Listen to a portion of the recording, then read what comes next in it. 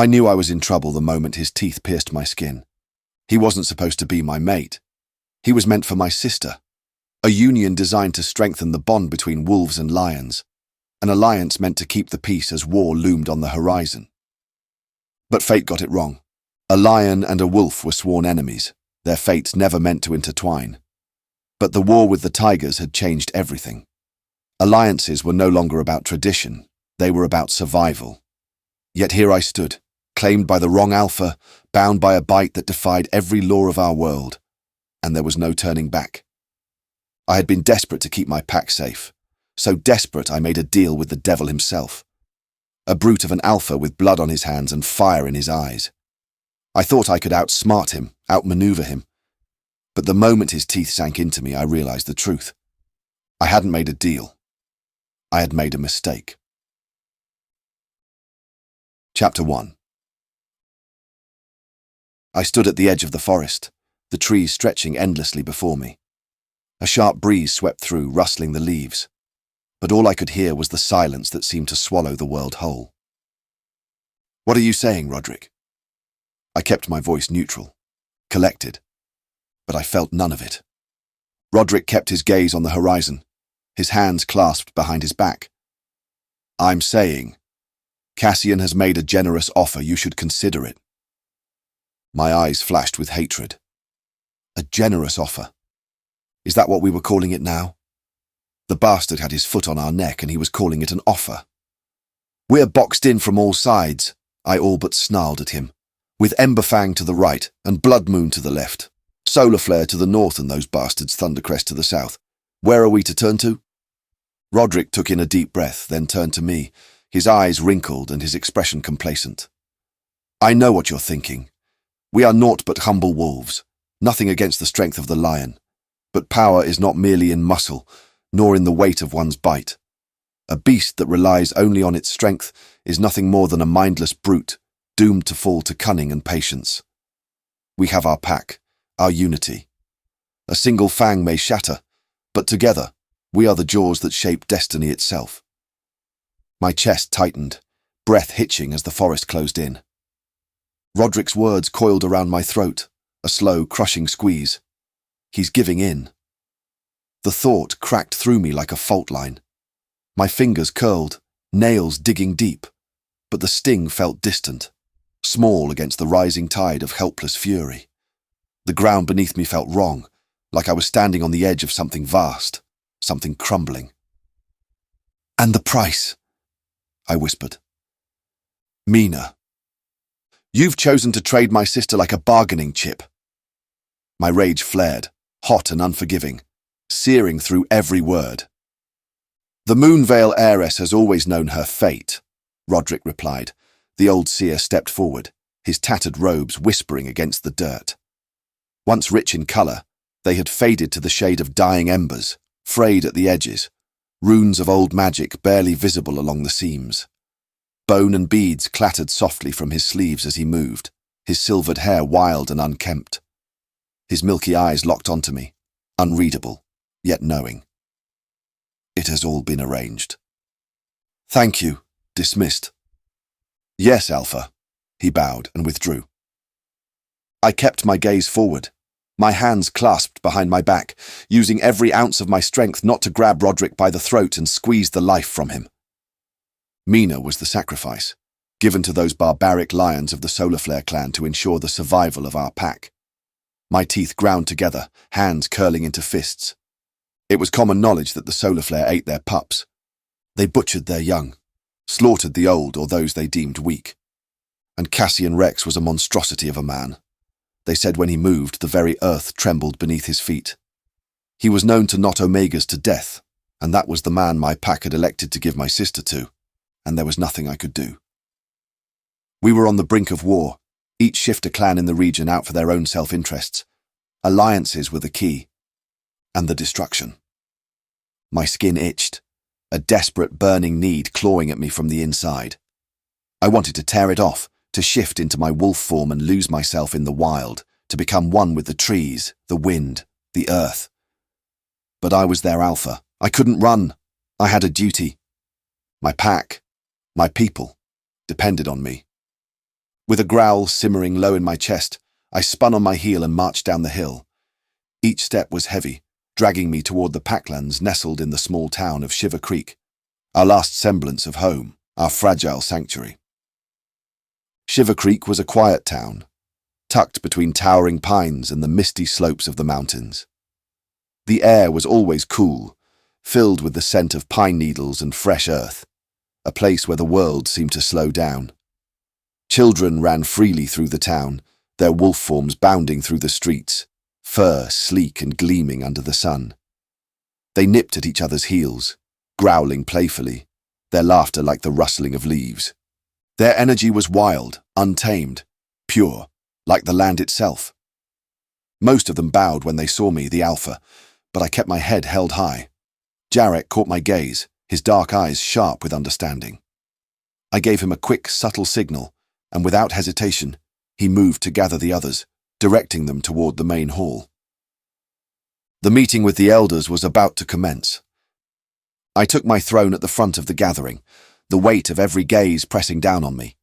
The hall was packed, wolves standing shoulder to shoulder, their murmurs fading as Mina entered. A hush swept through the crowd, reverent and heavy as she walked forward, parting them like the Red Sea. She wore white, the colour of the Moonvale heiress, her robes flowing behind her like liquid silver.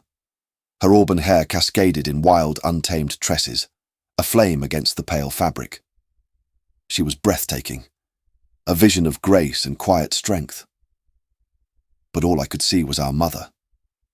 The resemblance twisted something deep in my gut, sharp and merciless. I clenched my jaw, fingers digging into the arms of my chair. How could I let her go? Hand her over to some beast, to a monster with no humanity left in him? Cassian Rex didn't take mates.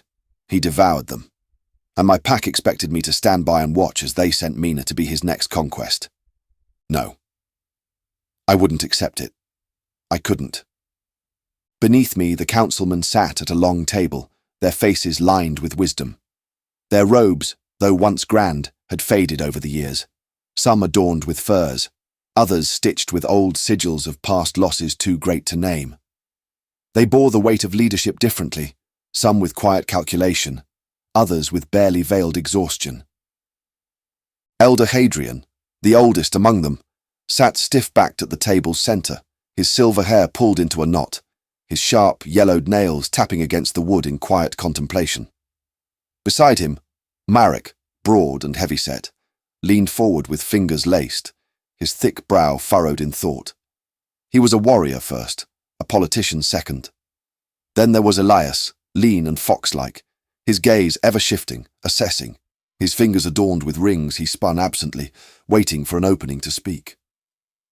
The others, Orin, Darius and Bram, sat in stiff silence, their gazes flicking between me and Mina.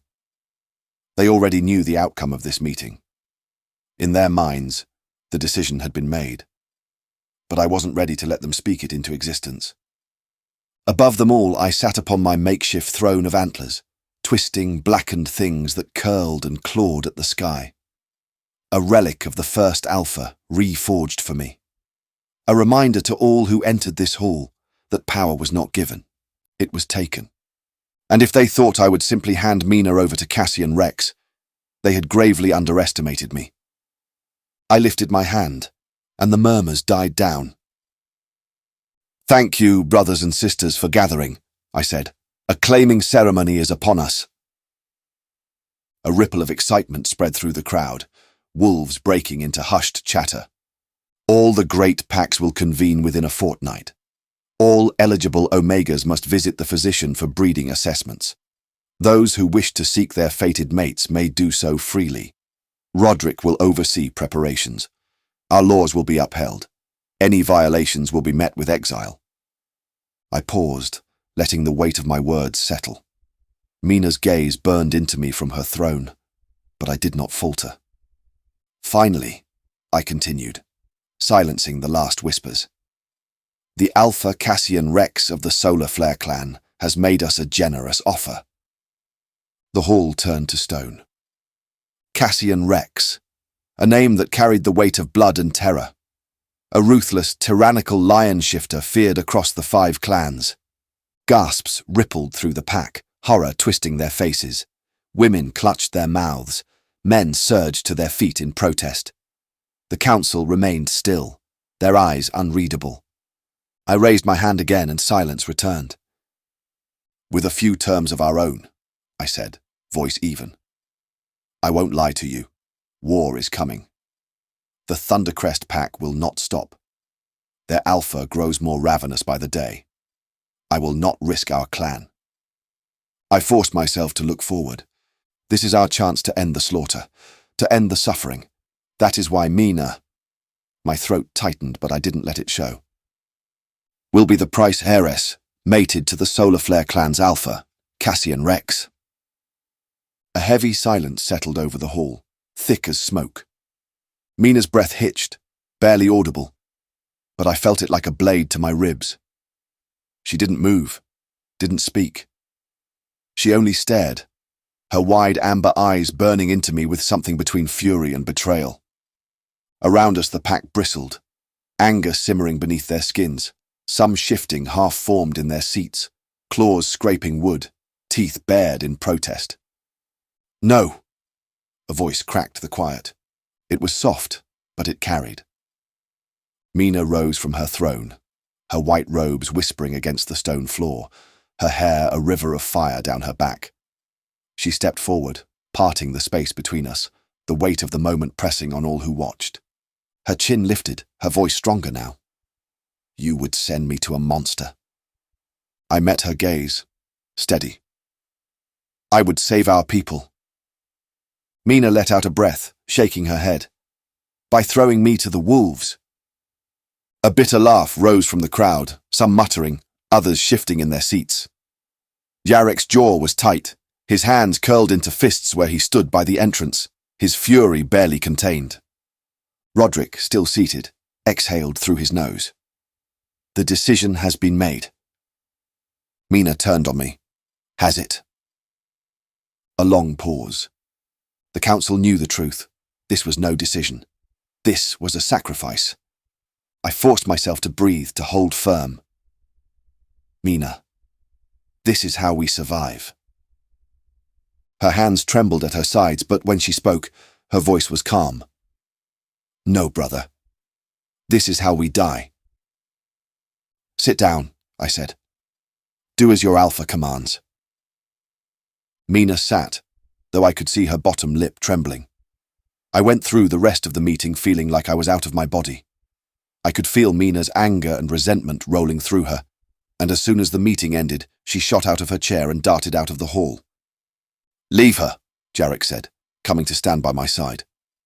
"She'll get over it." "And if she doesn't?" I rose with a sigh, pinching the bridge of my nose. "It's for the good of the pack," Jarek replied. "You've made the right decision." Jarek was tall and broad, built like a warrior with thick arms and a sturdy frame. His dark hair was always a little unkempt, strands falling over his sharp, weathered face. "I'll go see to her," I told Jarek and walked away. I found Mina sitting by the stream. Her white dress trailed behind her like falling snow. Her eyes, large and oval, glistened under the grey skies, and her mouth, shaped like mine in a soft heart, pulled into a tense line. She turned away, her hands clenched in her lap, shoulders trembling. The stream murmured beside us, its waters gliding over smooth stones, uncaring of the storm brewing in her chest. The scent of damp earth and pine filled the air, but all I could focus on was the quiet, seething rage radiating from my sister. "You sold me off like cattle," she whispered. "Do you even care?" I sighed, rubbing a hand over my face. "Of course I care, Mina." But I had no choice. "There's always a choice," she laughed, sharp and bitter. Mina turned to me then, her eyes blazing, wet with unshed tears. "You're the alpha," she spat. "Your word is law. And yet, when it came to me, to my life, you bent the knee." I clenched my jaw. I bent nothing. She shot to her feet, her white dress fanning out around her like a spectre. "You gave me to a monster, to a beast that will rip me apart. And for what? Peace? Safety? She let out a hollow laugh. We both know there's no such thing. I exhaled, staring at the flowing stream, searching for the right words. But what could I say? That she was wrong. That Cassian Rex wasn't as bad as the stories claimed. That would be a lie. Mina shook her head, stepping back from me. You were supposed to protect me. Her words struck harder than any wound I'd ever taken in battle. I am protecting you. She scoffed. No, you're protecting them. I snatched her wrist, stopping her from walking away. The Thundercrest clan has declared war. She froze. Her eyes widened, her breath caught in her throat as I held her wrist, the gravity of my words sinking in. The fight drained from her expression, replaced by something darker, something I hadn't expected. Fear. You can't be serious, she whispered, her voice trembling. I am. I let go of her wrist, running a hand through my hair. The Thundercrest will tear us apart if we don't act. Cassian Rex is our only hope to stop them. Mina shook her head slowly, her eyes narrowing, as though she was trying to make sense of the madness I'd just spoken. So, this is how it ends then. You sell me to the solar flare to save your pack, to save your people. It's not about that, I said, voice tight. It's about survival. If we don't make this deal, we'll lose everything. She stepped back, her chest rising and falling quickly. Her shoulders were stiff, her jaw set. And I'm just supposed to sit here and accept it? To be the price for your war? I swallowed hard, guilt eating at me, but I forced myself to stand tall. You'll never be a price, Mina. You'll be a part of something bigger than us, than me. She stared at me, disbelief written across her face. I don't want to be a part of this. Me either. I felt my heart twist. But I couldn't change what was already set in motion. I wish there were another way. Mina stepped forward suddenly, her arms wrapping tightly around me, her body shaking against mine. Everything went still. The world, the pain, the weight of our fates. It all faded as she held on. Her sobs were muffled against my chest, her breath coming in ragged gasps. I hate you, she whispered, her voice thick with emotion, but her arms never loosened. But I need you. I exhaled sharply, my hands hovering at her back, unsure whether to push her away or hold her tighter. I'm sorry, I murmured. I never wanted this for you. Her grip tightened, as if she couldn't let go of me, even if she wanted to. They arrived. I straightened fractionally, tilting my chin up in a way I knew was intimidating as the lion shifters bled from the trees. They were tall, hulking figures of pure muscle, their bodies sculpted from the earth itself, all sinew and muscle.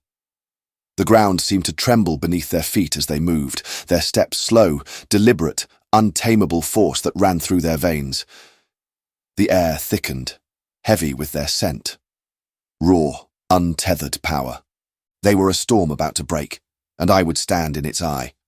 My pack formed a tense line, an impenetrable barrier, with Jarek to my left and Raven to my right, seasoned and trained, ready to pounce at a moment's notice.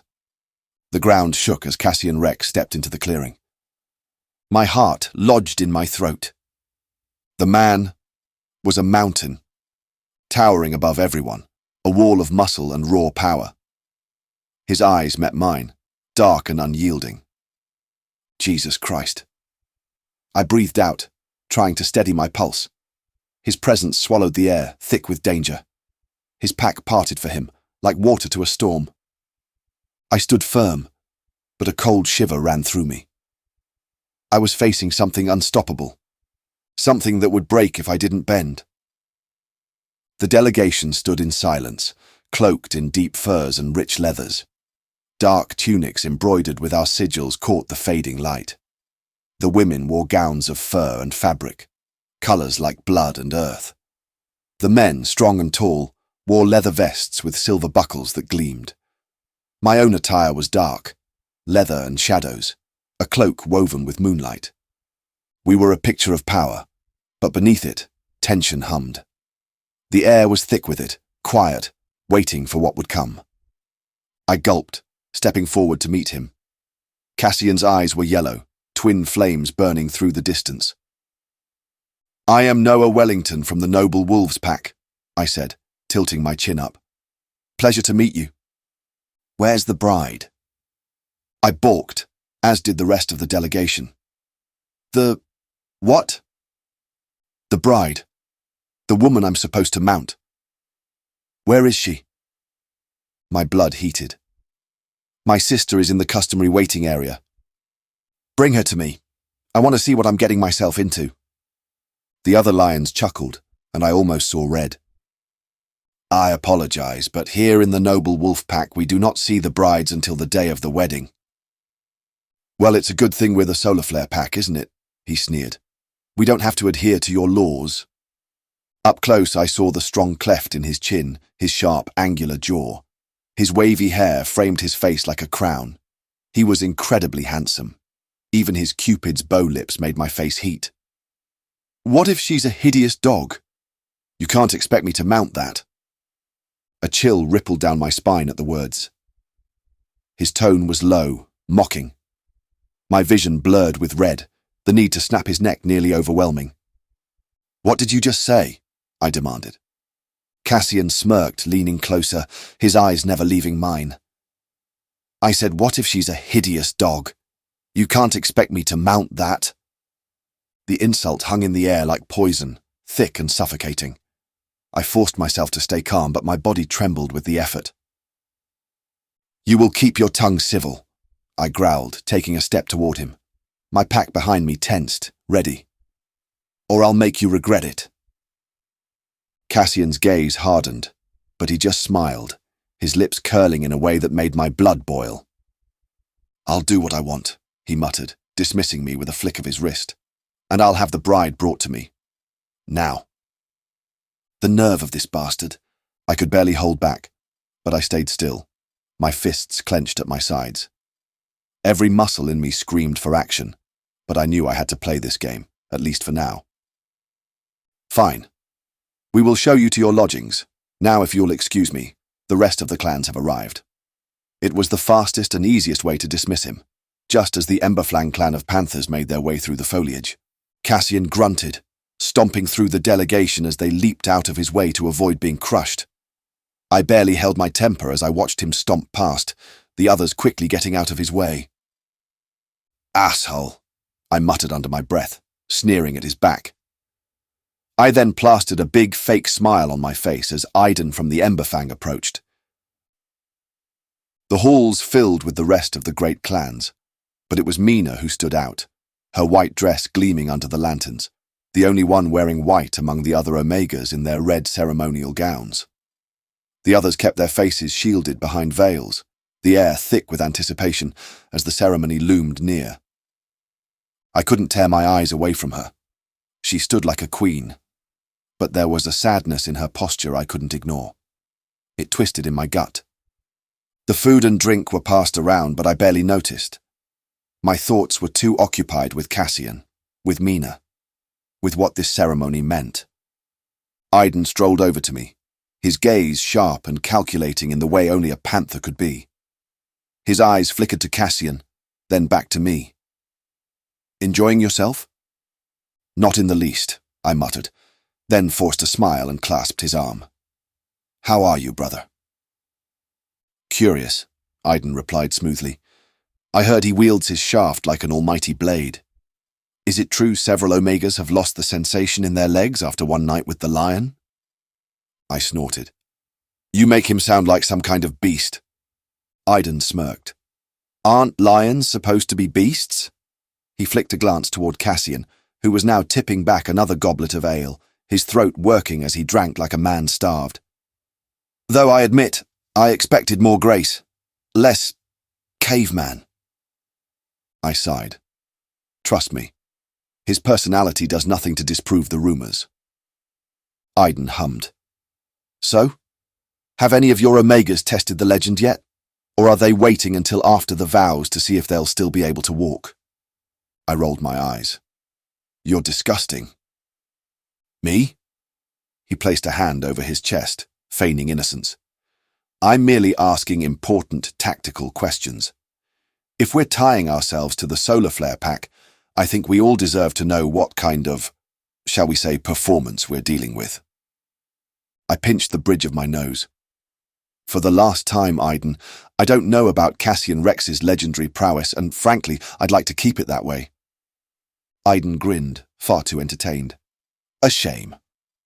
I was hoping for a first-hand account. Cassian was already drunk, spilling beer down his chin like an idiot, barely noticing the mess. The other lions weren't much better, loud, rowdy, and utterly shameless. They tore into the feast like starved beasts, slamming their mugs together, roaring with laughter, and making crude jokes that had even the panthers grimacing. You sure about this? Aiden didn't need to elaborate. He knew. The whole pack knew. I just nodded. I had no choice. You know what they say about a lion's pride, Aiden said. It's not just about the lion. It's the whole pride. Loyalty runs deep, even when the king's a fool. Noah! A voice cut through our conversation, and I barely resisted the flare of hatred that stabbed through me. The leader from Thundercrest, Jorin Hollowbone, had arrived, the boisterous man who declared war on us. So, I guess if your alliance with Cassian works out, we'll have to hold back on the fighting. His voice was loud, arrogant. And I hated him with every breath. He was the reason we were forced into joining hands with Cassian Rex.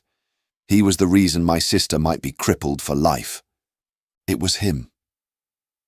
The room went still, all eyes shifting toward the Thundercrest Alpha. His presence was like a rancid stench, strong, disruptive, and entirely unwelcomed. I clenched my fists at my sides, forcing a smile that didn't reach my eyes. We're doing what's necessary to survive, I said, keeping my tone even. Necessary, huh? His grin was sharp, like a blade waiting to strike. Well, good luck with that. Why do they wear those stupid things over their faces anyway? Cassian muttered, but his voice was booming, cutting through the room like thunder. For all I know, they're dogs dressed in dresses. You son of a... I grabbed Jarek's arm, wrenching him back. Don't. Cool it. The women in the room stiffened, their eyes narrowing with indignation. I could feel the heat rising in my chest, but I forced myself to remain calm, not wanting to escalate things further. I shot him a sharp look. That's enough, Cassian. Show some respect. Cassian chuckled, clearly amused by his own words, but I didn't miss the gleam in his eye. He was testing me.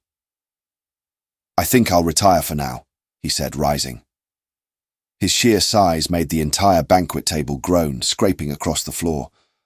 I'll need all my energy for the claiming later. Wouldn't want to disappoint. The audacity, the degradation. We locked eyes, and his yellow gaze hit me like a thunderstrike, sending a shock through every nerve in my body. It wasn't just a look, it was a brand, marking me in ways I couldn't explain. I felt it in the pit of my stomach, a heavy pressure that spread through me, settling deep in my chest.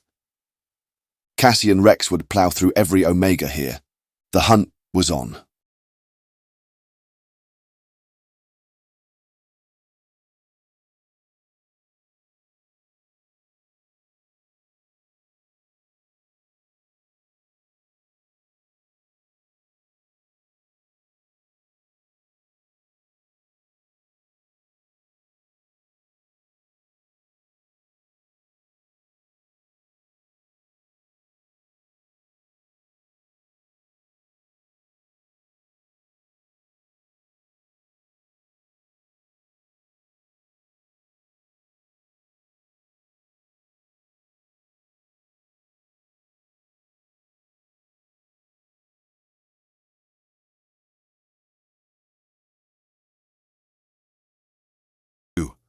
Cassian.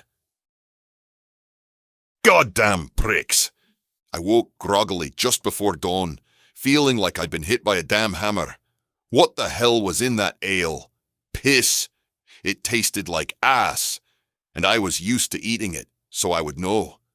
The Omega male rolled off me, hitting the floor with a splattered thud of tangled limbs. Whatever.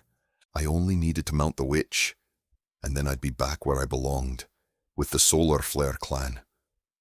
A yawn cracked my jaw as I stretched, punching my fist into the air, narrowly missing Cassian. What time was it anyway? I adjusted myself quickly and walked toward the bathroom, relieving myself into the bowl. I scoffed at all the mahogany wood and doilies in the bathroom, smooth and custom-made, like they had an entire design committee dedicated to making piss breaks feel luxurious. It was enough to make my eyes roll so hard they nearly got stuck. These damn wolves were all about aesthetics. If they spent more time patrolling their borders and less time fussing over their decor, they wouldn't be knee-deep in a ruthless war against the Thundercrest clan, a pack of malicious tigers intent on conquering all the clans. I could have laughed myself to death at the thought of a tiger ruling all 5 clans. What were they going to do? Enforce mandatory catnaps and start clawing up the furniture? Maybe declare war on laser pointers next? Hell, if they managed to pull it off, I'd almost respect the audacity. Almost. But Joran had his head so far up his ass, he could probably see daylight. And I was tired of seeing his smug, stupid face plastered everywhere like some kind of divine gift to Wolfkind. So, I made a deal with Noah Wellington from the Noble Wolves, the uppity prick who kept his nose so high in the air. I was surprised he hadn't drowned in a rainstorm yet. He was insufferable, but not as much as his witch of a sister, whom I wouldn't have even considered marrying if I didn't owe this damn clan a debt. Flushing the toilet, I stomped straight into the shower, ripping down their ridiculous lace-trimmed curtains like they'd personally offended me. In the Solar Flare pack, we bathed in the wild, rivers, streams, whatever nature provided. Of course, I also owned a golden shower to boot, but you didn't hear me bragging about it. I soaped up my wavy brown hair, which fell around my face, and didn't even bother shaving. The rugged look suited me. Besides, it wasn't like I was trying to impress anyone. The only benefit of mating with the Noble Wolves was that they'd come when needed. Mina could continue being a witch, while I continued to rule. It was the damn near perfect plan. Smiling to myself, I hurried to get dressed, which consisted of a loincloth that left very little to the imagination, and headed back to the bedroom. The evening's conquest was still snoring loud enough to shake the damn floorboards. A beautiful boy named Cassian, who I'd folded into a pretzel so thoroughly, I half expected him to wake up with permanent cramp damage. He had sweet honey lips and a mouth that could have been specifically designed for accommodating large objects. Nature really outdid itself on that one. The sun was just setting over the horizon, and I knew right now they would be preparing for the ceremony at midnight. "What time is it?" I yawned again. "Sire," a voice came from the door. "Are you awake?" "Come in, Caspian," I muttered, kicking Cassian for good measure to shut up. He rolled onto his back, exposing himself, and I briefly considered taking him again, but changed my mind the second Caspian came in. "What the—" Caspian, my younger brother and advisor, glared at me. "Why did you say come in if you weren't decent?" he said, shielding his eyes. "I am decent," I grunted. "And what is he doing here?" He jabbed a finger accusingly at Cassian. "You're about to be married and mated. You can't screw other people the day before. The Noble Wolves would take it as an insult." Yeah. They take everything as an insult." I waved him off. "I could sneeze in their direction, and they'd call it an act of war. Now what did you find out?" Caspian grumbled about killing me under his breath, real original, and pulled out his tablet. If it weren't for his obsessive reliance on technology, he could have passed as my twin. His brown hair was cropped short, and we shared the same yellow eyes, blazing like fireballs, just like most lion shifters. "Look here," he huffed, shoving the tablet in my face. I shoved it right back. "Just look at it!" "You know I can't read that stupid thing without my glasses," I snarled. My glasses made me look less badass and more like a nerdy accountant, so I avoided wearing them like the plague. "Fine," Caspian huffed. "Do you see that there? That's Joran." He pointed to the tiger, scenting the area behind the forest, right before the ceremony was about to begin. "He's been doing that since he arrived." That got my attention. I straightened. "Do you think he still plans to go through with the war?" "Of course he does," Caspian said, nodding. "Marrying Mina only bought time. It didn't change his mind. The noble wolves control the largest reserve of freshwater, and the tiger region is drying up fast. Climate change has pushed them inland, not close enough to the humans, but close enough to threaten the wolves' territory. They're desperate. Joran sees an opening, and if he gets the chance, he'll take their land by force." My stomach tightened. So the war wasn't off the table. It was just waiting for the right moment to explode. Does Noah know? "I'm sure he suspects. Not that the hard-headed wolf would listen to reason," Caspian said. "I've sent people to talk to him, but he dismissed them all. Apparently, he's not too pleased with your award-winning personality." I scoffed. "The guy's a damn pup pretending to be an alpha!" "Not helping," Caspian gritted out. "Stop provoking him. We're not in much better shape. And you know it. If this alliance falls apart, so do the lion shifters." Unfortunately, he wasn't wrong. I just hated when other people were right. We were in the same sinking boat. Climate change was pushing us inland, the hunting was drying up, and the plains were turning into dust bowls since the herds followed the last scraps of fresh water. Sure, we could survive in our human forms for a while, but even that was getting exhausting without hunting and shifting regularly. And on top of that, more humans were showing up in droves, putting our conservation lands at risk. "After I claim Mina, we can talk about it tonight," I said, already dreading it. Nothing like celebrating my wedding with a fun little war meeting. "Now get Christian out of here!" Caspian snarled. He shoved his tablet away and slammed the door shut. I checked the time and realized I had a few hours until the ceremony. If Joran was scouting out the area, perhaps I should too. The noble wolf forest stretched before me, a sea of endless green, its towering pines whispering secrets to the wind.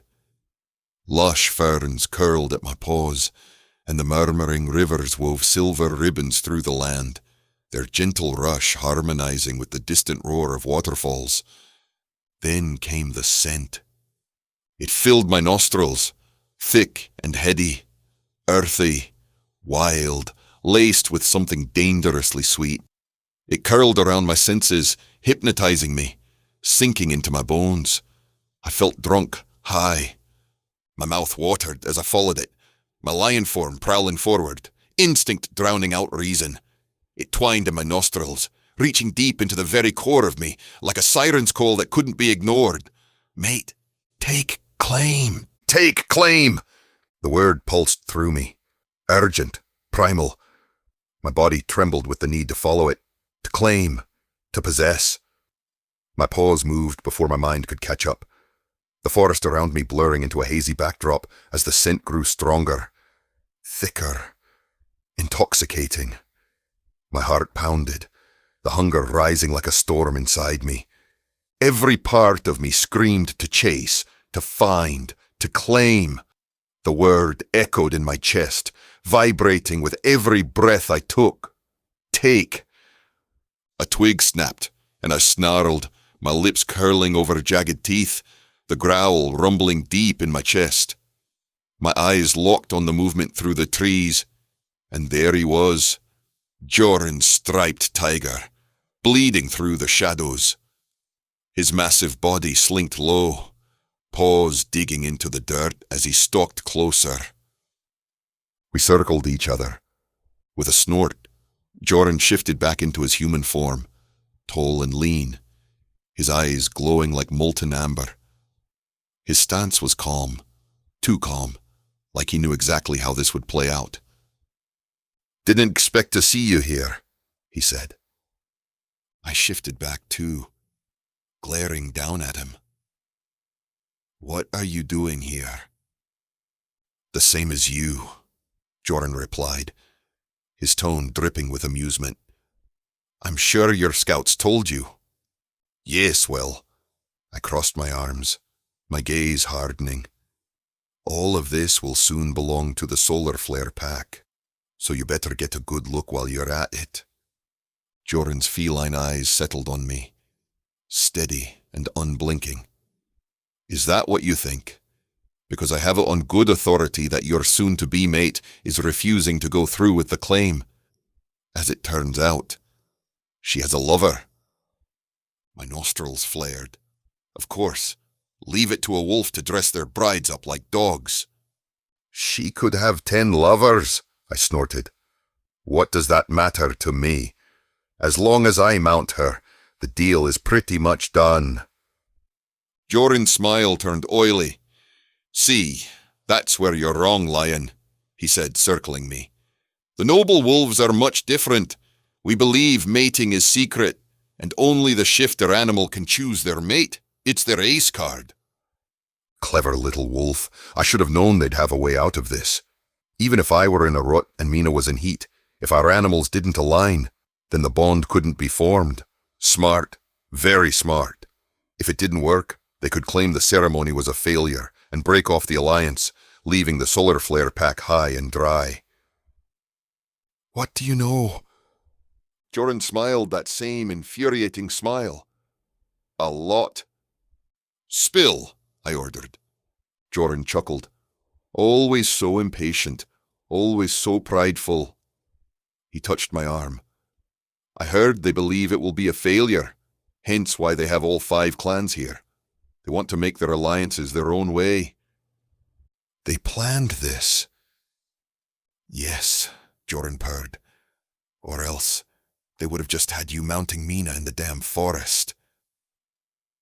I shrugged his hand off me. "And what do you get out of this, Tiger?" "Me?" He laughed. "Nothing. Just a chance to see if my tigers have any grit. Survival of the fittest. Fine. I could work with that." Scoffing, I stomped past him and into the forest. This wasn't over. If the wolves wanted to play dirty, then the lions could too. But no matter what, I was going to win. Yet something nagged at me. The delicious scent was like a pull, a tug on my very soul, and I hoped my lion would obey and follow Mina. The heat was sweltering, suffocating. The breeze, cool as it was, didn't reach the fire building in my chest. My skin burned under the weight of the air. That damn scent. It wrapped around me like a vice, thick and heady. Amber, burnt hazel. It made my bones ache. The women moved in silence, their red and white robes flowing like blood and snow, their faces hidden, their presence as silent as the moon above. The sky felt too close, the moon heavy and swollen, like it might drop down and crush us all. I couldn't breathe right, couldn't think. "Do you smell that?" I hissed at Caspian. "Smell what?" he asked, nudging me as I interrupted the seer for the 2nd time. The seer raised his hands over Noah, his voice soft, chanting in a tongue as ancient as the land itself. He blessed Noah, draping the white ceremonial cloth over him, the fabric almost glowing against his dark skin. I couldn't focus on the words. My eyes were locked on Noah. His grin spread wide as he turned, heading straight for Mina. My jaw clenched. Mina stepped into his embrace, and my mouth watered, but not from hunger. She beamed, tears glistening in her eyes, as he hugged her tightly, She pulled back, her gaze soft, lingering for just a moment too long, and then she stepped away. The men were lined up, standing tall in their lion clothes, nothing else to hide their raw power. Muscles bulging, sweat gleaming under the moonlight. The change was coming. I could feel it in my bones. The women were seated several yards away, given a head start. I could see them watching, waiting, and yet I couldn't look away from Mina. I tracked her every move like a hawk, my gaze pinned to her, drilling into her. Objectively, she was beautiful, long auburn hair cascading down to her waist, a tiny waist, skin smooth and creamy. But I almost clutched my head, my fingers digging into my scalp. That damn smell! It twisted my insides, suffocating me, burning me from the inside out. It was killing me. The seer raised his hands to the sky, and the moon flared, blinding. Aiden groaned, dropping to all fours, his body twisting and snarling, bones cracking. The shift was upon us. Another man burst into his panther form. Another exploded into his beast. I fought the change with everything I had. My lion pulsed beneath my skin, rippling like popcorn, bones tearing through. The air thickened, rising like a suffocating shadow. Cassian grunted, his human skin shedding like grated cheese. Only Joran and I held our ground, both of us resisting the animal's pull. I needed Mina's scent, needed it to take control, to make this a fair fight. But the air, it twisted. That damn scent. It was maddening, suffocating. My lion wanted to roar and wanted to tear the world apart. Joran's claws punched through his fist, nails elongating, and he tore into his tiger form. No, not yet. I searched the field, eyes wild, and then I found her. Mina. She had shifted into her wolf form, shedding her white dress, her body sleek and wild. Noah stood beside her, his wolf form black and sleek, a shadow at her side. Together, they darted into the trees.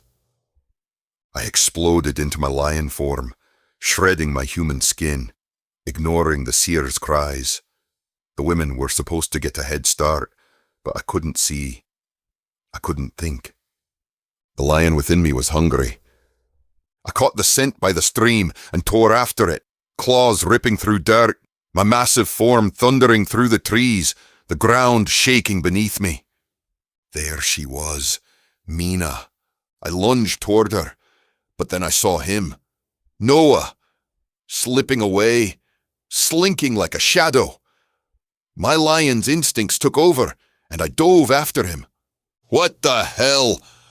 I howled, trying to wrestle my wolf in the other direction, toward Mina, but my lion was having none of it. It was zeroed in on Noah. Shock flashed across his face as he leaped out of my path, darting with impossible speed. The little bastard was quick, too quick. I missed him by a hair, my claws raking air as he twisted and zigzagged, fast as lightning. I roared, my frustration bubbling. He was too damn fast, too agile. My lion was getting hotter, angrier, needing to pound through me like a wild drum. That scent, it was Noah. All this time, I could have torn something apart. Instead, I smashed the ground, punching holes through the dirt as if the earth itself was to blame for my maddening chase. Noah faked left, then darted right, but my lion wasn't fooled. I pounced. A wail tore from Noah's throat like a trumpet's final note. It echoed through the trees, but I couldn't stop.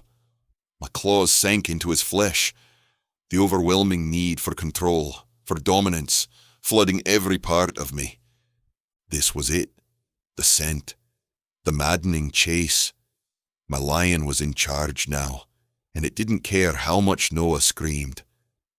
I sank my teeth into his neck, my jaws tightening, almost tearing out his throat. Blood rushed over my tongue, hot and coppery. Noah bucked wildly beneath me, twisting and thrashing, his claws raking across my fur in a desperate attempt to dislodge me. But the lion inside me roared louder, tightening its grip. He struggled, his breath ragged, but it didn't matter. The taste, the power, the dominance. I needed it all. He was mine. And no matter how much he fought, the lion wouldn't let go. Noah shifted back into human form, trembling, his face pale as the moonlight. His dirty blonde hair clung to his forehead, dripping with sweat, his body tight and tense. Blood oozed from the gash in his neck, staining his skin. My eyes locked on him. Why had I never noticed how beautiful he was before? My body, still thrumming with the lion's energy, shifted back, towering over him. A strange, overwhelming ache surged through me. The urge to pull away fought with the need to be closer, to comfort him, to understand what was happening between us. Wait! Noah gasped, trying to push away the wave of panic rising in his chest. I couldn't hold back. My body moved before I could think. The distance between us was too much to bear. My heart raced, my breath coming fast, and every part of me screamed to act, to protect him, to do something before this tension swallowed us whole. I kissed him, forceful and hungry. His lips trembled beneath mine, but I couldn't stop. My hands roamed, desperate, trying to ground myself. Every inch of him burned like fire against my skin. He pulled away, gasping, "Wait, please!" But I couldn't hear him. The world outside faded. My heart was hammered. I needed him. My grip tightened, but something inside me, a sliver of control, broke through. I paused, breathing hard. His chest heaved beneath my hands. His eyes were wide, searching. Noah hesitated, breath hitching, as his lips brushed mine. Then, without warning, he kissed me back. It wasn't gentle or tentative. It was fierce, raw, as though the kiss was a desperate act to stake some claim, to say something neither of us had the words for. His hands, shaking but determined, gripped my shoulders, pulling himself deeper into me, as if he was trying to merge with my very essence. The moment his touch met my skin, a surge of heat exploded between us. The bond. It solidified in an instant, like molten fire coursing through my veins, searing everything in its path. It didn't just burn. It melted down to lava, pooling hot and unstoppable, pulling us together in a way that left no room for doubt. His body, pressed against mine, felt like a final jagged piece snapping into place. His kiss deepened, urgent, the rhythm of our breath sinking as though we were always meant to move like this. Every inch of him, his hands, his chest, his warmth, felt like a magnet I couldn't escape. And for the first time, I didn't want to. The world around us disappeared, and the moonlight swallowed the night. I woke with a strangled cry. My eyes tore open, and I stared at the destruction that was the guest room I was staying at.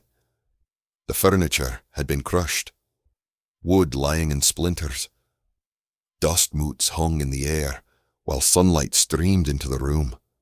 My head throbbing, my mouth stuffed with cotton. The room was spinning, and my body ached in the worst way possible. Mud caked my entire body, the sticky, cold mess pressing against my skin. I groaned, rolling over onto my side, my muscles screaming in protest. And then I froze. Noah, he was there. I jolted, my heart hammering in my chest as I blinked, trying to make sense of the sight before me. His face was battered, bruises marking his skin, his breath shallow, but he was still there, still alive. Jesus Christ! I shouted, shooting up in bed, my hands tangled in my hair, yanking at it in frustration. What the hell had I done? The acid in my mouth burned, a bitter taste that soured the pit of my stomach. The memory came crashing back. Our connection, the bond, the overwhelming need, the loss of control. I had claimed the wrong alpha.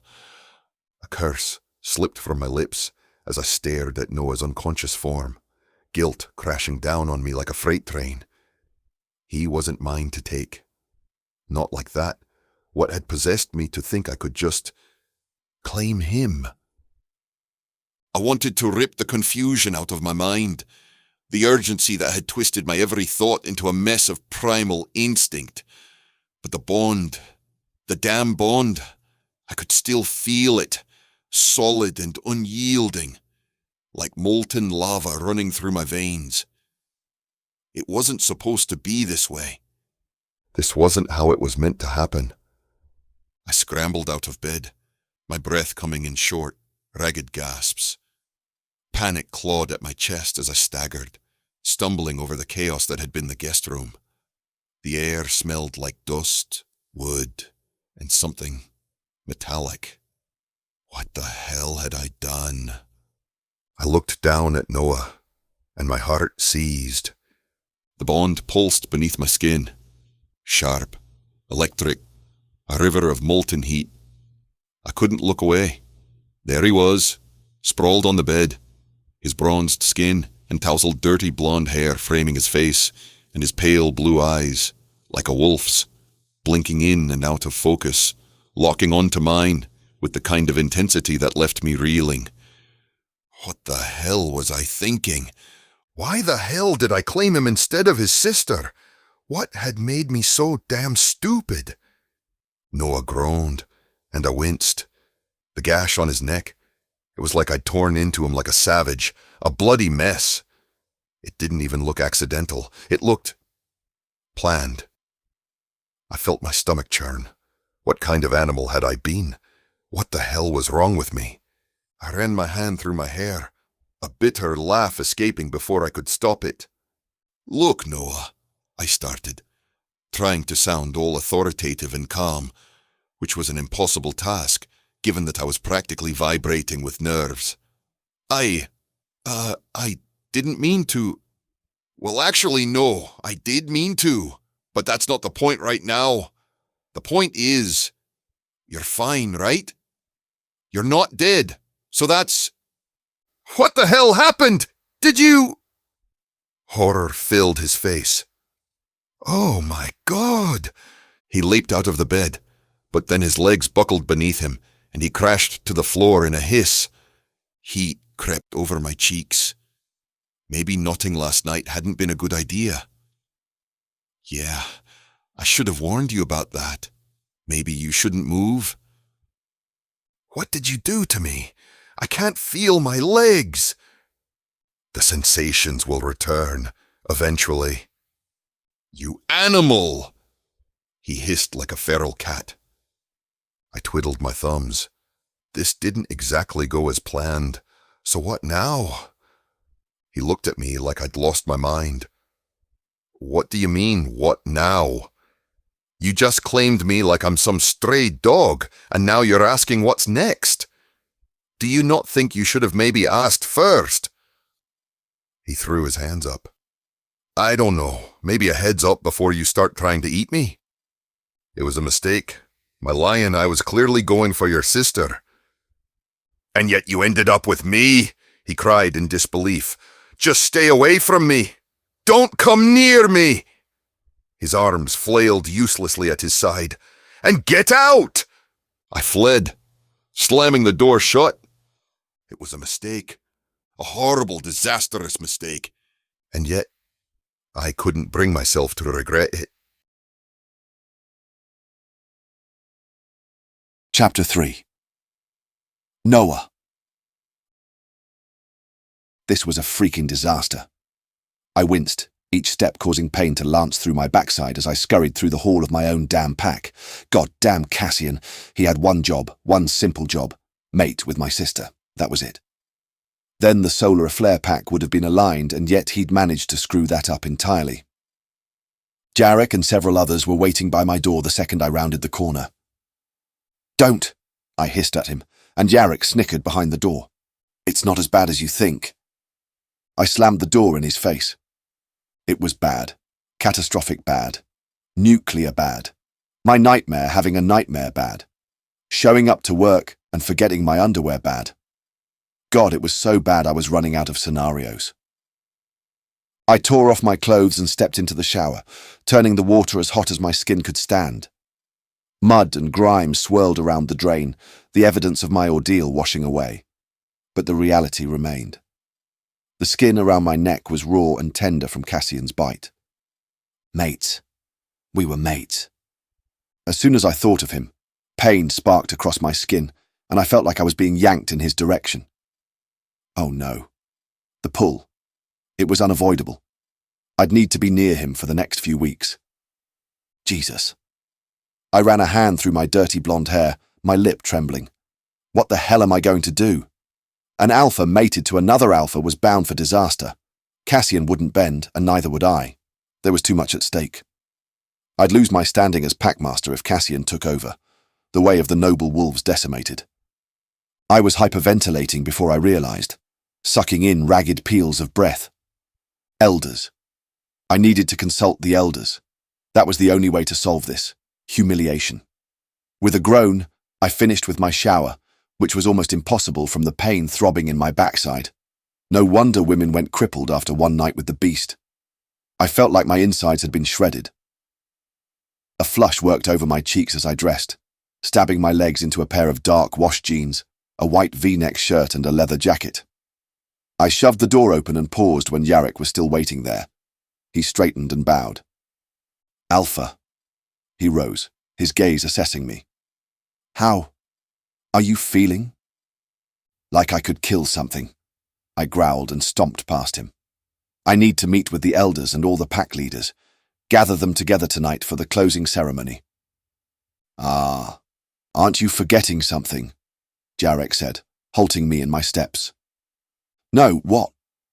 "It's customary for the seers to inspect the sheets to make sure the mating has taken place and—" "You've got to be kidding me," I shrilled. "You can't expect me to— I swallowed down my rage. Jarek shot me an apologetic look. It was tradition. I straightened, holding my chin high, my face burning. "Fine, alert that beast and tell him—" "Tell me what?" A deep voice rumbled from the side. I closed my eyes. Was this hell? It felt like hell.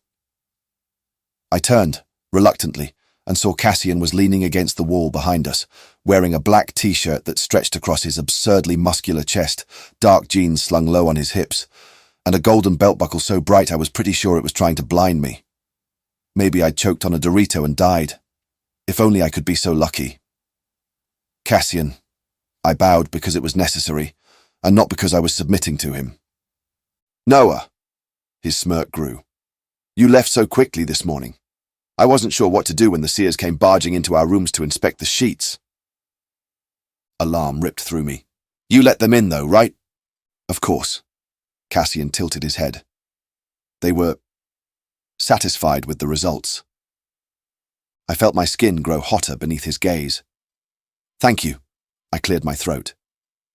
"Now if you'll excuse me, I have some errands to run today and—" "You're forgetting something," Cassian replied. "Yes, well, it's been a long freaking day," I clipped. Cassian regarded me.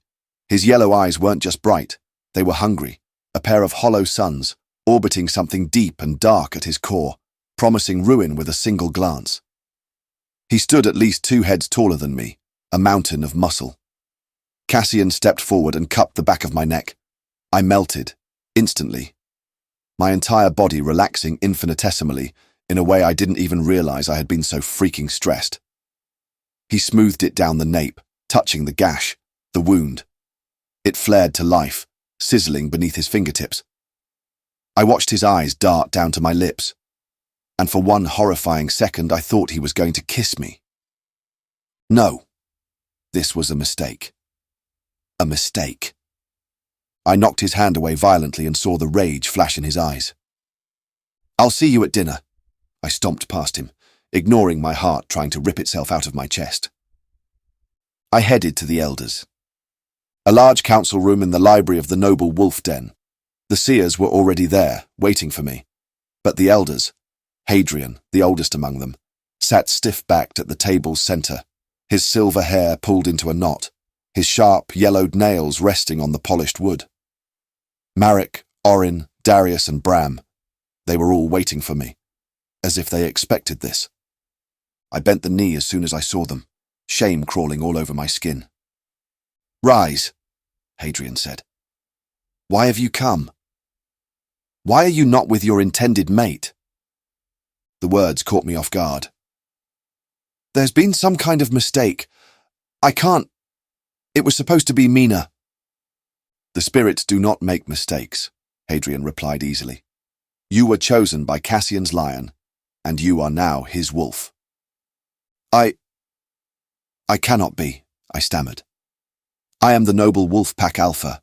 I cannot bear pups or—" "The spirits do not make mistakes. Your body will align with your alphas." Horror struck me. "What? No, it couldn't be. What of the alliances? How could two alphas rule? Cassian would destroy the noble wolf pack. He was a brute, a mindless ape pounding his fists against his chest. He only ruled through brute force. How could we get around this? Not to mention the ways of the lion were much different from the ways of the wolf. How could this work? How would our world integrate?" A wave of dizziness rushed over me, and I felt so light-headed I thought I might tip right over. Marek regarded me. "You should be with your alpha." No, this cannot be. It's a mistake. The spirits messed up." "Come, have a seat, son," Orin, the most gentle of them, said, guiding me to a chair. I sank down, putting my head between my knees, forcing myself to breathe. "Have you ever heard the tale of the lion and the wolf?" I shook my head. Orin's voice was calm, laced with something ancient, as if he had told this story 100 times before. "Long ago, when the world was still being shaped by the spirits, the lion and the wolf were the strongest of all beasts. The lion ruled the golden plains, where the sun always shone, and he was fierce, proud, and unyielding. The wolf ruled the endless forests, where shadows stretched long, and he was cunning, swift, and relentless. But though they were the greatest of hunters, their hearts were restless. The lion roared at the sky, demanding more land, more prey, more power. The wolf howled at the moon, longing for something he could not name. The spirits watched them and saw their loneliness. And so they sent a great storm, one that shook the land and broke the borders between their worlds. The plains burned, and the forests drowned. In the chaos, the lion and the wolf were forced to stand together. At first, they fought. The lion's claws were sharp, but the wolf was quick. They battled for days, neither willing to submit, until they collapsed from exhaustion, their bodies too weak to lift another paw. And it was in that moment, when they lay side by side, their breaths mingling, that they understood. They were not meant to rule apart. The lion needed the wolf's cunning to see beyond the battle. The wolf needed the lion's strength to protect what he loved. Together they built a new kingdom, one of sun and shadow, of power and wisdom, where neither ruled alone, and both thrived. Orin paused, watching me carefully. I swallowed hard, my pulse pounding in my ears. "You see," he murmured, "the spirits do not make mistakes. You were never meant to rule alone. The wolf envies the lion's throne, the lion envies the wolf's freedom, yet neither would trade, for each is bound by what makes them legendary." My throat constricted at the words. A great battle was coming, and the lion needed the wolf, vice versa. Tears burned my eyes as I thought of the humiliation Mina would face, the laughs and jeers of an alpha who had no interest in her, but her brother. I had to go to her. To see, but my feet wouldn't budge. Cassian's face came before my eyes again, and the pull to be with him felt like I was being strangled. "Go to him," Orin urged. "This is a crucial time for solidifying the bond. You must go to him." Jarek patted my shoulder and helped me to my feet. I stood on trembling legs as he led me out of there. I was somewhat surprised that Cassian wasn't there waiting for me like a damn leech. I rolled my shoulders, avoiding the mating glands at all cost. "Where's Mina?" "With the other witches," Jarek said. "She's taking the news well, better than expected." "Of course she is," I muttered. "She never wanted to mate with the brute anyway." "I will go to her." "Noah!" He grabbed my bicep. "You need Cassian. The pull will get worse until you're physically sick. He's your alpha." "He is nothing," I snarled, wrenching out of his grip. "Do you think just because he screwed me, he gets dominion over my life? Must we all break our necks for the lion? Never," I hissed. "I am the alpha of the noble wolf pack. I will rectify this mistake immediately." I shouldered past him. Pride was a dangerous thing. It toppled cities, destroyed civilizations, and yet I couldn't give it up. I was the alpha, not him. Seething, I headed to the witch's hut, where Mina was working with the other sorcerers. The air was thick with the scent of herbs and incense as I pushed the door open, the soft creak of wood echoing in the otherwise silent room. Mina was there, hunched over a large tome, her fingers tracing the glowing symbols that danced on its pages. The other witches were scattered around, murmuring to themselves as they worked on their own rituals. She didn't look up as I entered, lost in her magic, but the tightness in her shoulders told me she knew I was there. "Mina?" She finally looked up, her sharp eyes catching mine, a flicker of something unreadable crossing her face. "You came." "I need to talk to you," I said, my words catching in my throat. "About what's happening." She closed the book with a soft thud, her gaze never leaving mine. "I figured you'd come eventually." "You shouldn't have to be part of this," I muttered, stepping forward. "The lion, Cassian. They've made a mistake, Mina. This isn't what's meant to happen." Her lips curled into a small, understanding smile. "Noah, you can't change this. It's already been decided." I gritted my teeth. "I won't bow to him." She sighed, standing and moving closer. "You don't have to. But your pride might break you before the bond does." I couldn't bring myself to answer, the weight of the truth too much to bear. Mina stepped away, a knowing look in her eyes as she returned to her work. "I've already come to terms with it. You should too." "Mina," I breathed. "I'm sorry, She smiled at me. "I can handle it, Noah. I think there might be more to the lion than he appears." Her words settled into my chest like an anvil. But it didn't matter. I had to go.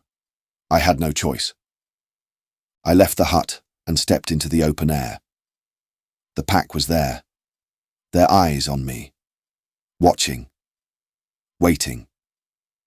Pain flared hot in my chest, like a brand being pressed into my skin.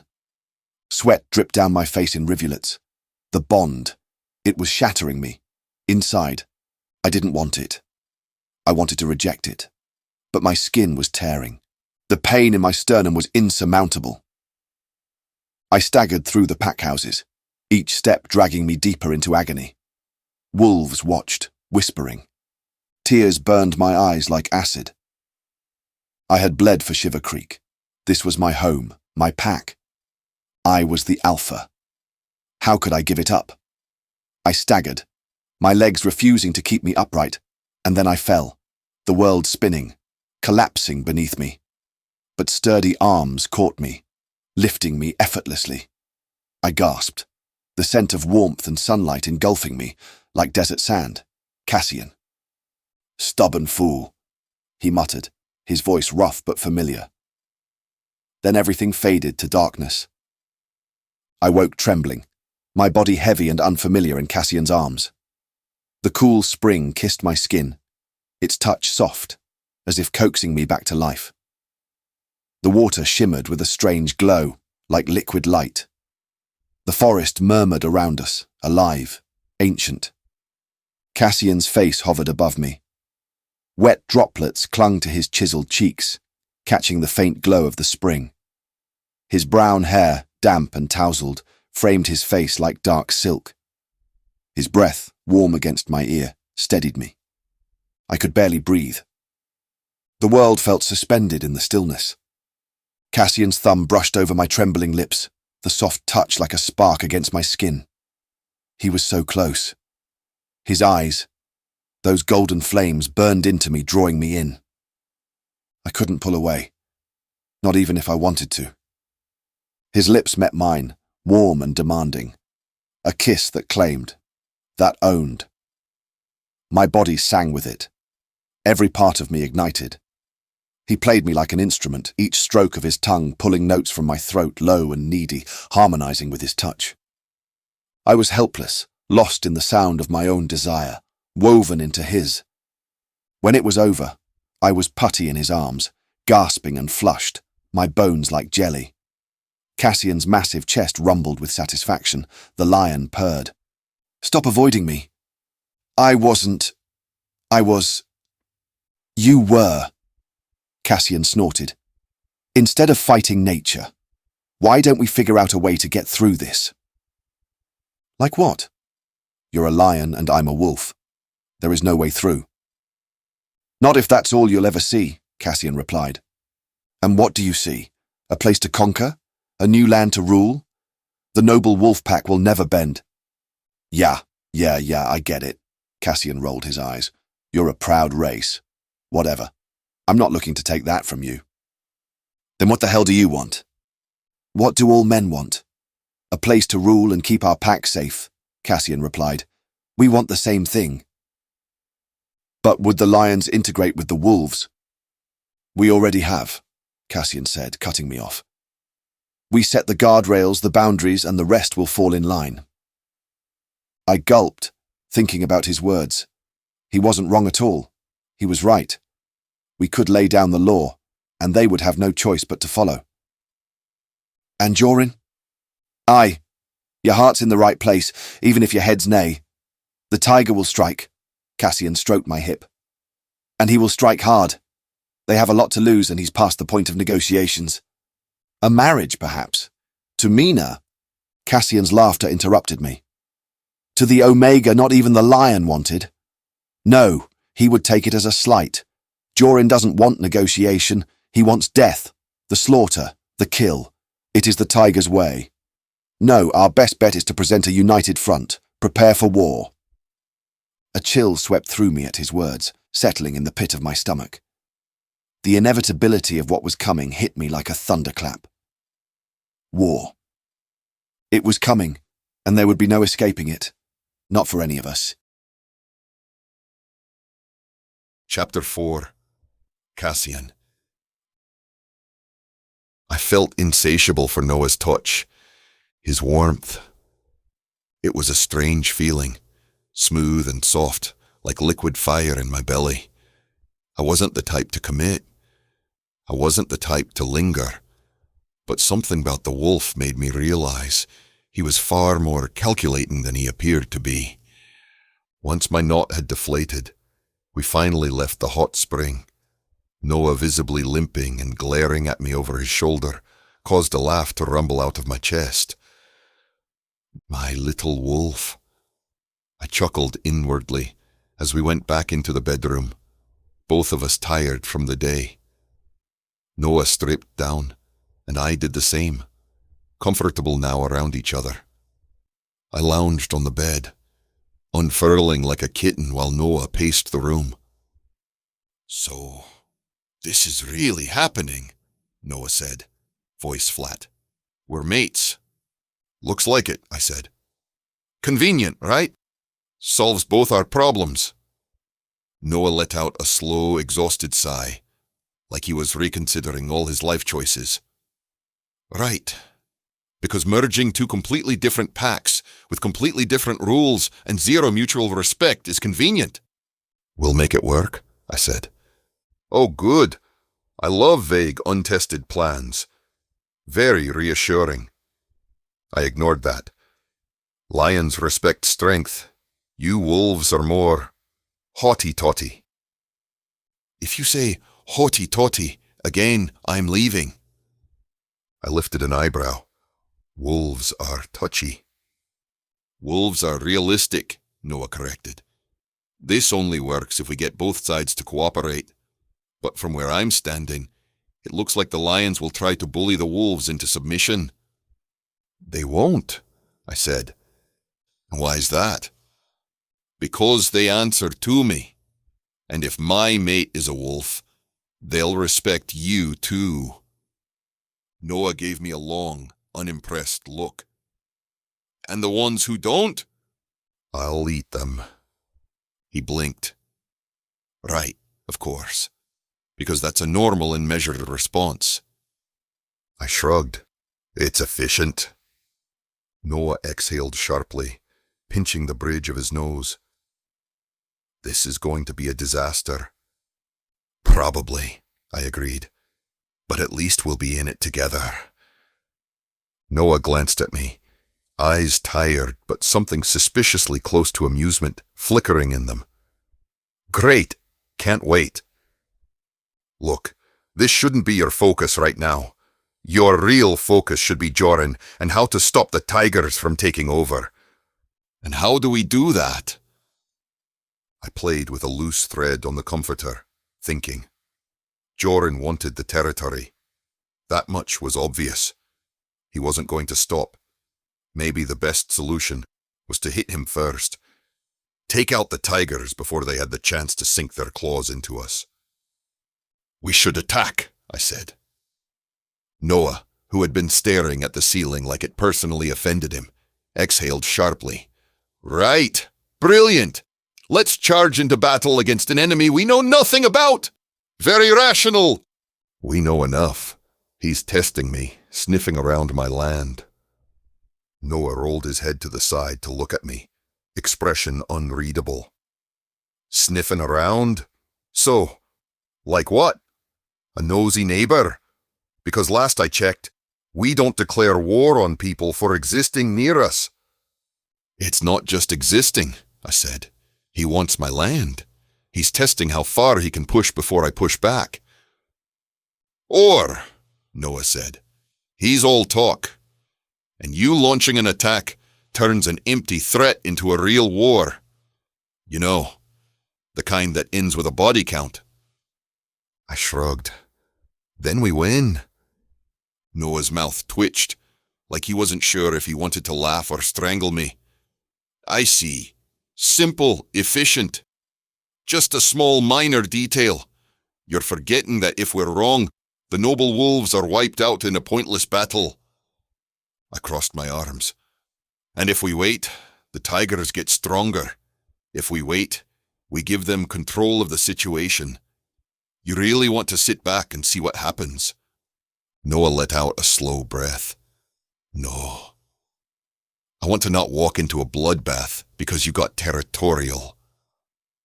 I bared my teeth in something that wasn't quite a smile. It's not territorial, it's strategy. Oh, sure. Strategy. The same way a toddler screaming mine is strategy. I huffed. That's an unfair comparison. Is it? Noah asked dryly. Because from where I'm standing, you're making a lot of noise and lunging at shadows. Maybe we think first, fight second. I considered him. I hated waiting. I hated standing still. But I trusted him. I sighed. Fine. We wait. But the second he crosses the line, then we rip his throat out. Got it. Noah stretched. See. Compromise. Who knew we were capable of it? I laughed, the sound vibrating through my chest as I tugged Noah onto the bed. He let out a small grunt of protest, but he didn't resist. Didn't pull away.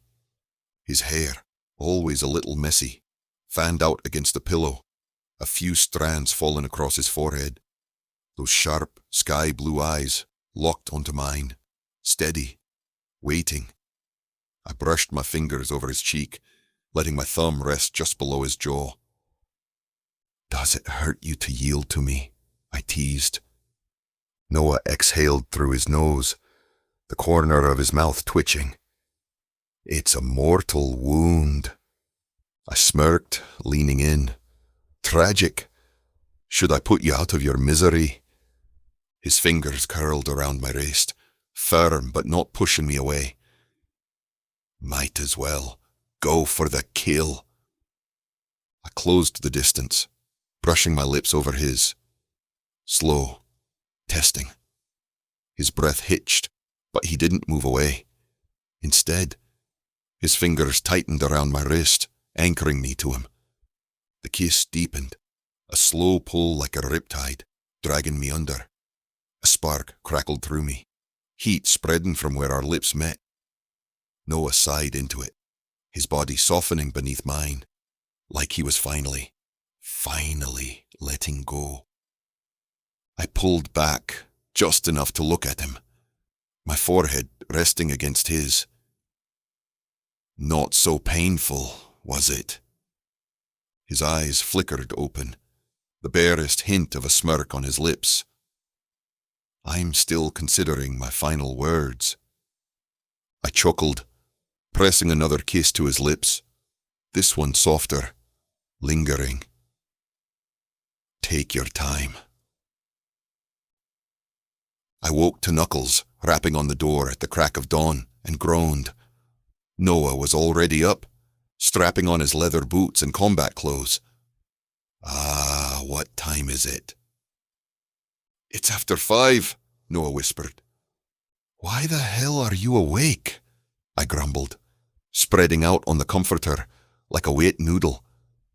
"The pack needs to meet," Noah chuckled, grabbing a few things from the night table.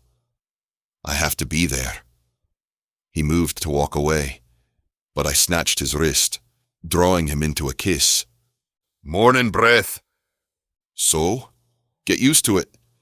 A pack meeting. Why wasn't I informed?" "It's wolves only, just to clear the air about some things.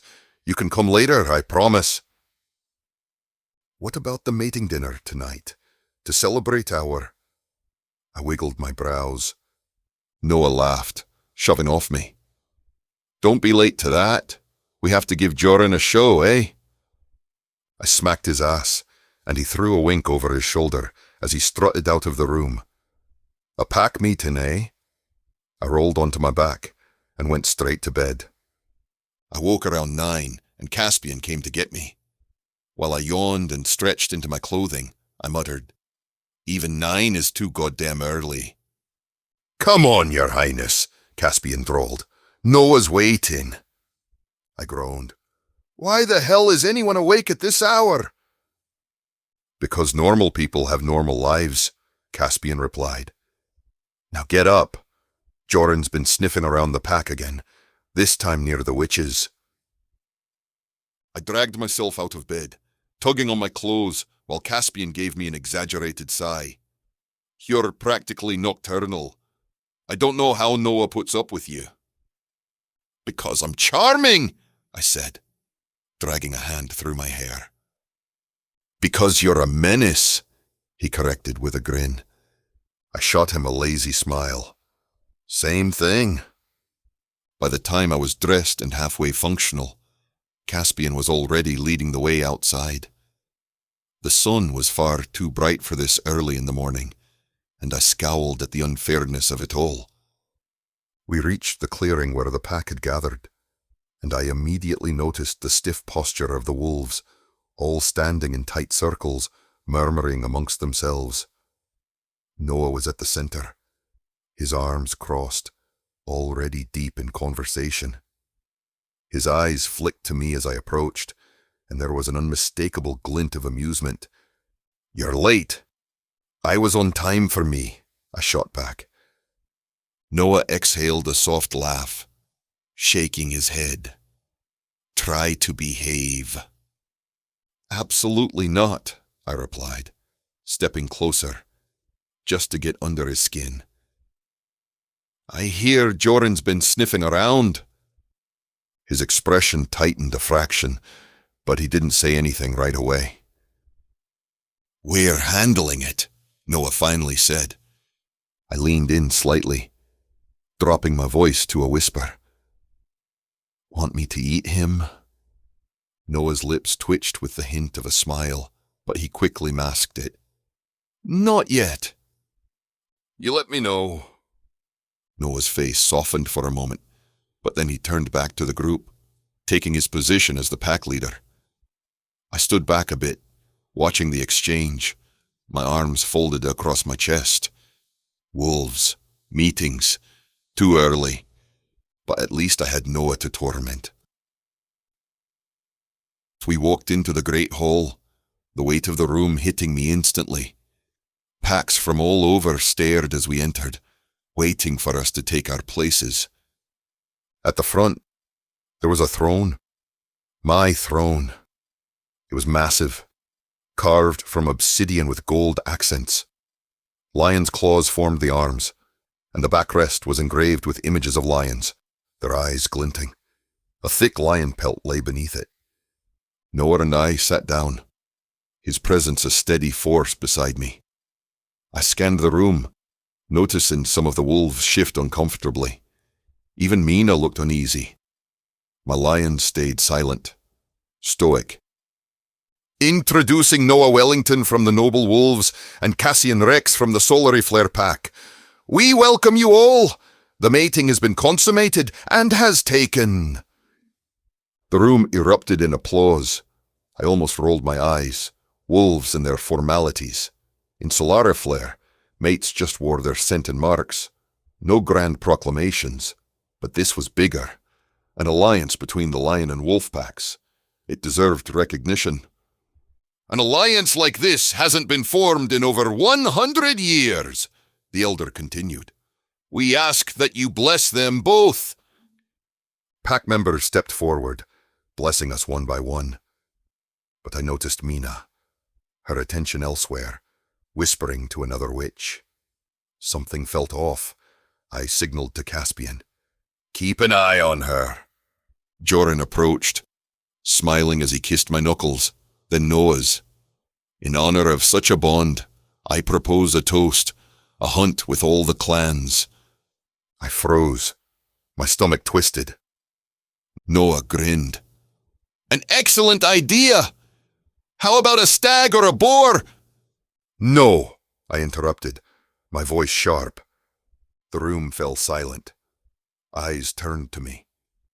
I stood my ground. No hunt. Noah frowned, confusion in his eyes.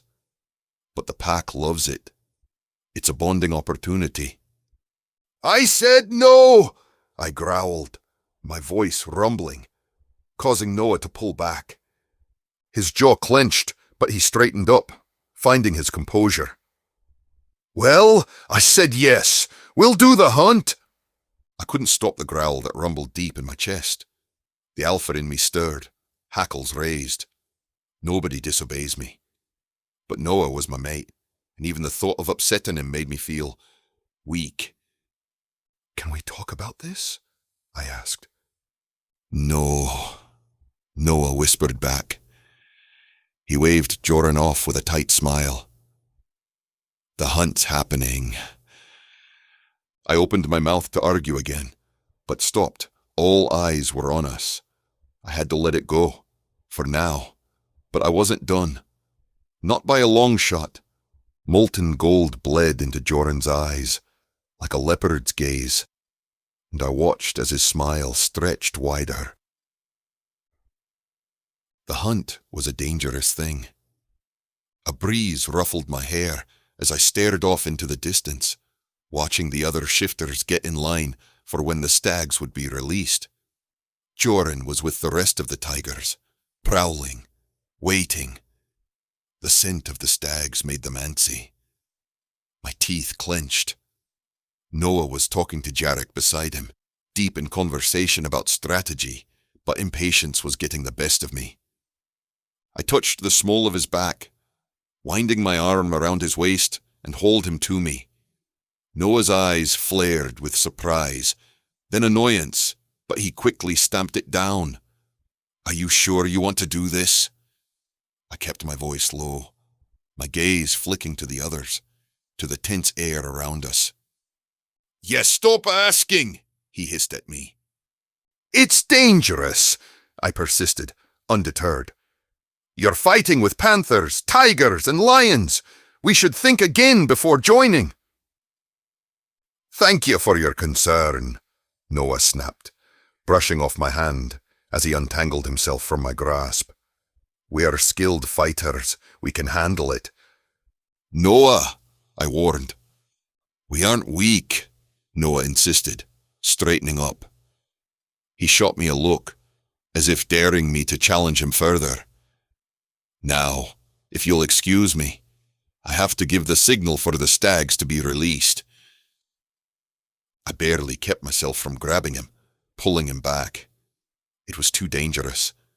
So many things could go wrong, and I was sure Joran was counting on that. My gaze caught Mina from the corner of my eye. She was standing off to the side, a strange light flashing on her left arm. When I blinked, it was gone. Everyone got into formation. Caspian caught my eye, his expression filled with concern. "Tell the others to stand down." I gave a tight nod. What Noah failed to understand was that once the scent of blood hit, we all turned into animals. Control went out the window.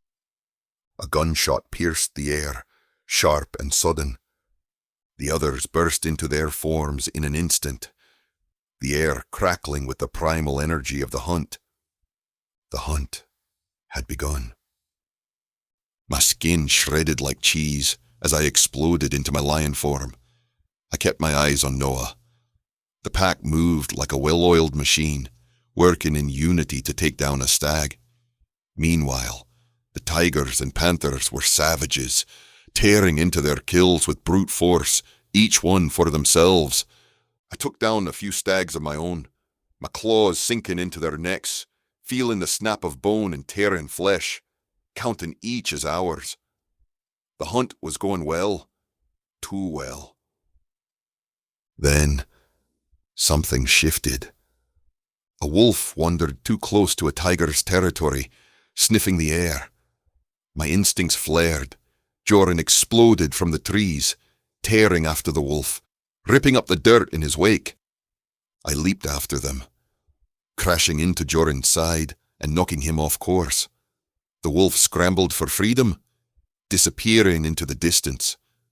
Joran and I squared off, his tiger stripes gleaming red under the sunlight, eyes burning with hatred. He darted off again, a flash of orange and black, and I followed him, faster than I thought possible. We burst into the clearing, and there, the same wolf was cornered by a pack of tigers. No! My stomach twisted. The wolf was wounded, a deep gash on its leg. The scent of blood filled the air. Once the tigers caught wind of it, there would be no chance for survival. I fought against my instincts, the animal side of me clawing to rip apart the tigers, but I let out a massive roar instead. The tigers froze. Slowly, they slinked back into the shadows, retreating like cowardly cats.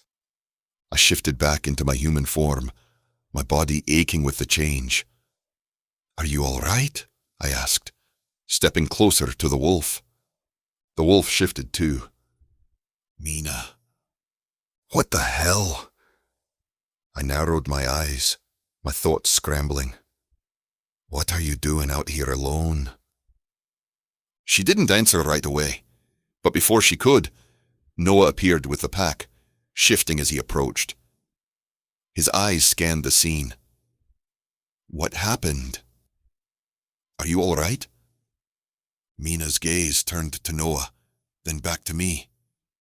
"Joran, he went mad and tried to attack me." I frowned, watching her carefully. Joran wouldn't attack unless she was intercepting on the tiger's kill. This wasn't adding up. I studied Mina. She didn't look hurt. She was playing some kind of game. I could feel it. Noah helped her to her feet and then went back to the pack, the others carrying Mina. My frown deepened when I looked into the trees and saw Joran's eyes like two burning balls staring back at me. At the banquet, I kept my gaze locked on Mina. She sat with the other witches, looking as unassuming as ever, while Noah mingled, making small talk with the guests around him. Caspian jerked his head toward the door, a subtle signal, and I followed him outside, away from the noise and chatter. "What did you find out?" I asked, as soon as we were out of earshot. "You know when I mentioned Mina had a lover," Caspian began. I nodded. It was Joran. Surprise flickered across my face. "Does Noah know?" "No," he replied. "From what I gather, the elders were the ones who decided you were the better choice for mating. As an Omega, she had no say in the matter."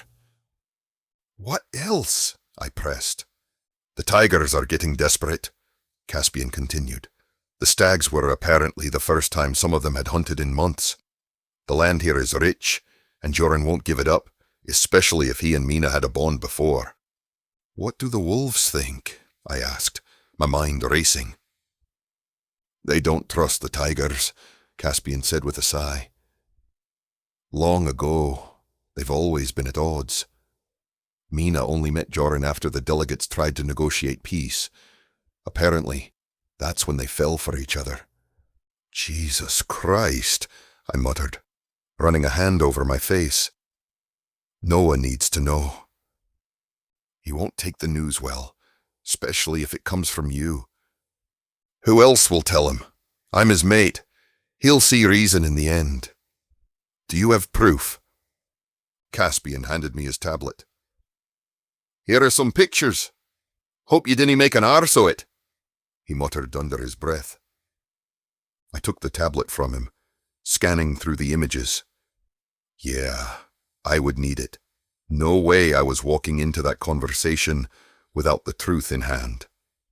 I scanned the banquet hall, my eyes landing on Noah as he mingled with the others, effortlessly making conversation, his charm radiating around him. But I could tell he wasn't fully present. His thoughts were elsewhere. I didn't like the way he was holding himself, like something was eating at him. I couldn't wait any longer. I made my way through the crowd, weaving between the tables, until I was right beside him. "Noah," I murmured. He turned, surprise flashing in his eyes before his expression softened. "Cassian, what is it?" "Come with me. I need to talk to you." His brow pinched, but he didn't hesitate, nodding before excusing himself from the conversation. We moved away from the others, toward the exit. I could feel the weight of his gaze on me as we walked down the hall toward our bedroom. The door clicked shut behind us, and I took a deep breath, trying to steady the unease in my chest. Noah looked at me, his arms crossing over his chest. "What's going on? What's so urgent?" "There's something you need to know. Something important." Noah's expression shifted, concern lining his features. "Cassian, what is it?" I hesitated, the words suddenly hard to form. "It's about your sister, and the tigers. There's a lot going on, and it's not what you think. I know this isn't easy, but you need to hear it," I said. "Your sister is sleeping with Joran." I shoved the tablet in his face, forcing him to have a look at the pictures. There were half a dozen or so, each one worse than the last. "Impossible!" Noah shook his head, his jaw set. "No! I don't want to hear any more lies." "I'm not lying to you," I said, frustration creeping into my voice. "Please just listen." "No!" He cut me off. his voice rising. I won't do this right now. Not here. Not like this. I stood frozen for a moment, the distance between us growing thicker than before. He was angry, hurt, and I wasn't sure how to fix it. Noah, please. I said no, he repeated. Don't pretend you and Joran are different. You came here for your own agenda too. You were just better at hiding it. Do you know what? I don't want to hear it. You're lying and I can't trust you right now. He turned to leave, and before I could stop him, he was gone. The door swinging closed behind him with a soft click.